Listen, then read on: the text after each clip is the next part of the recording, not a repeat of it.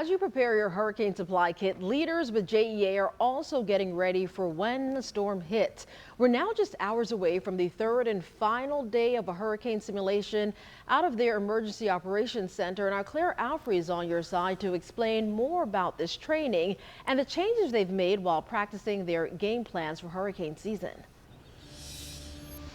That's right, Keitha. Good morning. And for the past 3 days, JEA has been practicing through the hurricane scenario of how they're going to be responding to customers, reporting and responding to other outages, especially those situations where they themselves may not have power.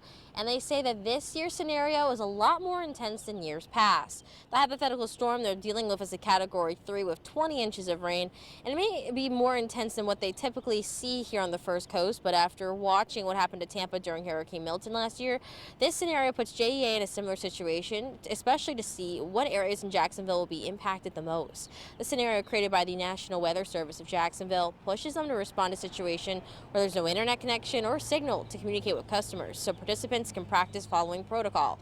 A tradition for JEA for the past 15 years. Anna Penley, JEA's emergency preparedness manager, says practicing now can make a big difference later down the road. It's a strong storm. We are going to be without power. We are going to potentially be without water or wastewater services for not only a couple of days like we've seen before, but in a scenario like this, we may be without power for several days. And we need our customers to understand that.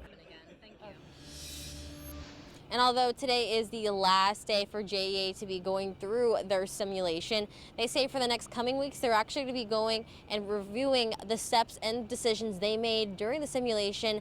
That way they can perfect their protocol. So when a storm does hit, they're ready to go. Here in Jacksonville, Claire Alfrey, First Coast News on your side.